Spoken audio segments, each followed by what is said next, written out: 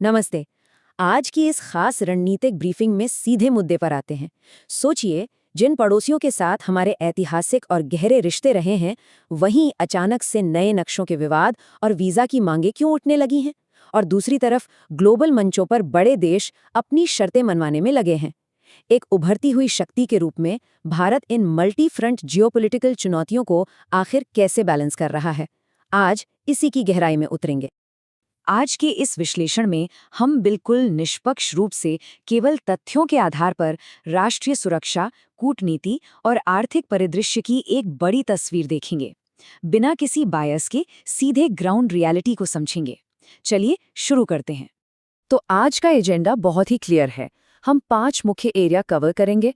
पहले, पड़ोस में इमीडिएट रीजनल सिक्योरिटी फ्रिक्शंस, फिर ब्रिक्स में स्ट्रेटेजिक रिस्क, उसके बाद प्रोएक्टिव बायलैटरल समिट आउटरीच, हमारी कल्चरल सॉफ्ट पावर, और आखिर में देश के इंटरनल इकोनॉमिक रेजिलियंस के कुछ दिलचस्प आंकड़े। Section 1, immediate regional security frictions. एक सीनियर डिप्लोमेट के नज़रिए से देखें तो सबसे पहली और बड़ी चुनौती हमेशा हमारे ठीक पड़ोस से शुरू होती है। तो आइए देखते हैं कि फिलहाल नेपाल और बांग्लादेश के मोर्चे पर क्या चल रहा है। अब नेपाल के साथ हमारे ऐतिहासिक सहयोग को देखिए। उन्हें हमारे पोर्ट्स का फ्री एक्सेस मिलता है, ईंधन की सप्लाई होती है और तमाम हाइड्रो इलेक्ट्रिक प्रोजेक्ट्स चल रहे हैं। लेकिन हाल ही में कुछ अजीब कूटनीतिक घर्षण देखने को मिले। जैसे बालन शाह सरकार ने भारतीय सामानों पर नई एक्साइज ड्यूटी लगा दी। और तो और, नेपाल एयरलाइंस ने एक ऐसा नक्शा जारी कर दिया जिसमें जम्मू कश्मीर को पाकिस्तान का हिस्सा दिखा दिया गया। हालांकि भारी विरोध के बाद वो नक्शा तुरंत हटा लिया गया, लेकिन ये साफ दिखाता है कि गहरे ऐतिहासिक रिश्तों के बावजूद क्रॉस बॉर्डर मुद्दे कितनी जल्दी टेंशन पैदा कर सकते हैं। नेपाल से थोड़ा आगे बढ़ें तो बांग्लादेश भी हमारे कूटनीतिक रडार पर है। हाल ही में बांग्लादेश के विदेश मंत्री खलीलुर रहमान ने एक खास अपील की है।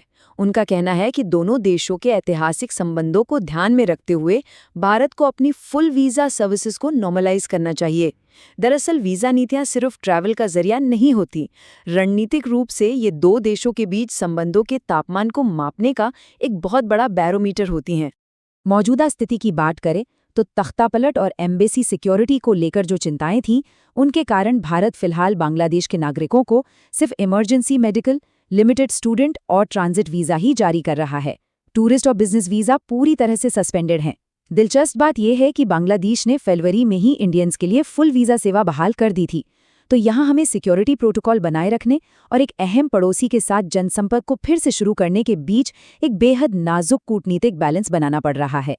खैर, पड़ोस के इन इमीडिएट तनावों से निकलकर अब ग्लोबल थिएटर का रुख करते हैं। सेक्शन 2, ब्रिक्स में रणनीतिक जोखिम। 14 मई को भारत में जो ब्रिक्स विदेश मंत्रियों की बैठक होने वाली है, वो भारतीय विदेश नीति के लिए किसी बड़े और जटिल टेस्ट से कम नहीं है। इस ग्लोबल समिट का अटेंडेंस मैट्रिक्स ही काफ़ी कुछ बयां कर रहा है। देखिए, मिडल ईस्ट में इतने भारी संघर्षों के बावजूद रूस के विदेश मंत्री सर्गे लावरोव ने आना कन्फर्म कर दिया है। लेकिन असली टेंशन है ईरान और चीन को लेकर। इनका स्टेटस अभी भी अनकन्फर्म्ड या कंडीशनल है। एक फॉरेन पॉलिसी एक्सपर्ट के तौर पर यह समझना मुश्किल नहीं है कि अगर चीन और ईरान जैसे की प्लेयर्स इसमें शामिल नहीं होते तो ब्रिक्स की एकजुटता पर सवाल उठेंगे और वेस्टर्न देशों को सीधा मैसेज जाएगा कि ये गठबंधन अंदर से बटा हुआ है। और ईरान की तो अपनी अलग ही शर्तें हैं। वो चाहता है कि ब्रिक्स के जॉइंट स्टेटमेंट में अमेरिका और इजराइल की कड़ी निंदा की जाए। अब भारत के लिए चुनौती ये है कि एक बैलेंस्ड ग्लोबल पावर के रूप में किसी एक गुट का हिस्सा बनने से कैसे बचा जाए। इसी वजह से हमारे विदेश मंत्री एस जयशंकर और ईरानी विदेश मंत्री अब्बास अरागच्ची के बीच लगातार टेलीफोनिक डिप्लोमेसी चल रही है, क्योंकि अगर अहम मिनिस्टर्स नहीं आए तो इसे कूटनीतिक विफलता के रूप में देखा जा सकता है और नई दिल्ली से एक यूनाइटेड तस्वीर दुनिया के सामने जानी बेहद जरूरी है। मल्टीलैटरल मंचों की इस खींचतान के बीच अब बात करते हैं प्रोएक्टिव अप्रोच की।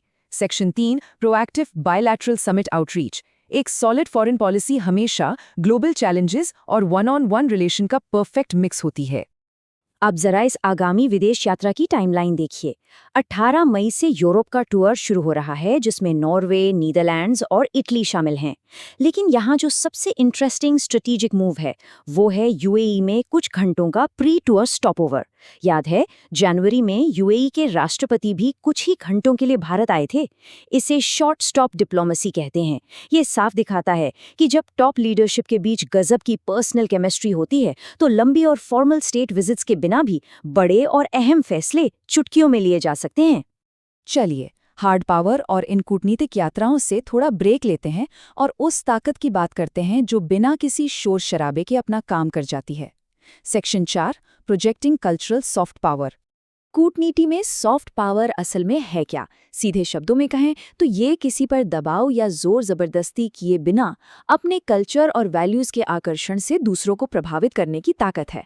और ईस्ट एशिया में हम इसका बहुत ही शानदार इस्तेमाल कर रहे हैं, जिसका एकदम ताज़ा उदाहरण है 10 जुलाई को जापान में भारतीय फिल्म धुरंधर पार्ट 1 का रिलीज होना। अब इसे सिर्फ एक फिल्म की रिलीज समझने की भूल मत कीजिएगा। ये एक बहुत ही सोची समझी कल्चरल आउटरीच है। इस फिल्म को जापानी मार्केट के लिए बिल्कुल टॉप टियर हॉलीवुड लेवल के वॉइस आर्टिस्ट से डब करवाया गया है। सोच कर देखिए, जब एक इंडियन हीरो एकदम फ्लुएंट जापानी में डायलॉग बोलता है तो वो सीधा वहां के लोगों के दिलों से कनेक्ट होता है। स्ट्रेटेजिकली ये इसलिए भी मास्टर स्ट्रोक है क्योंकि चीन जैसे देश अक्सर राजनीतिक कारणों से हमारी फिल्मों को रोक देते हैं। ऐसे में जापान और आगे चलकर शायद फ्रेंच और स्पेनिश जैसे नए मार्केट्स में अपनी सांस्कृतिक पैठ बनाना एक बहुत बड़ी जीत है। और अब आते हैं अपने आखिरी पड़ाव पर। एक बात हमेशा याद रखनी चाहिए, कोई भी देश दुनिया भर में तभी अपना दबदबा बना सकता है जब उसकी अपनी इकोनॉमी अंदर से मजबूत हो। सेक्शन 5, इंटरनल इकोनॉमिक रेजिलियंस और सुप्त पूंजी का उपयोग। जरा इस विशाल नंबर पे गौर कीजिए, 72,000 करोड़ रुपए। जी हाँ, लगभग $7.5 बिलियन। ये वो भारी भरकम रकम है जो पिछले 10 सालों से भी ज्यादा समय से हमारे भारतीय बैंक खातों में बिल्कुल लावारिस या अनक्लेम्ड पड़ी है। न कोई डिपॉजिट, न कोई विड्रॉल। हमारी बैंकिंग सिस्टम के अंदर ये एक बहुत बड़ी लेकिन एकदम साइलेंट कैपिटल है। आरबीआई और वित्त मंत्रालय के ताज़ा आंकड़ों को देखें तो इस लावारिस पैसे का डिस्ट्रीब्यूशन काफ़ी दिलचस्प है। स्पेसिफिक डेटा के मुताबिक प्राइवेट बैंकों में 9,600 करोड़ रुपए, पब्लिक सेक्टर यानी सरकारी बैंकों में 6,570 करोड़ रुपए और विदेशी बैंकों तक में 2,275 करोड़ रुपए अनक्लेम्ड पड़े हैं। मतलब बैंकिंग सेक्टर के हर लेवल पर यह निष्क्रिय पैसा मौजूद है। तो यहाँ सबसे बड़ा रणनीतिक सवाल ये उठता है कि आखिर इस निष्क्रिय पैसे का हो क्या रहा है। आरबीआई ने इस पैसे को ऐसे ही धूल नहीं खाने दिया। इसे depositor education and awareness fund में ट्रांसफर कर दिया गया है। इस पूंजी का बहुत ही स्मार्टली इस्तेमाल हो रहा है, आम जनता के बीच फाइनेंशियली अवेयरनेस और लिटरेसी बढ़ाने के लिए। और सबसे अच्छी बात पता है क्या है?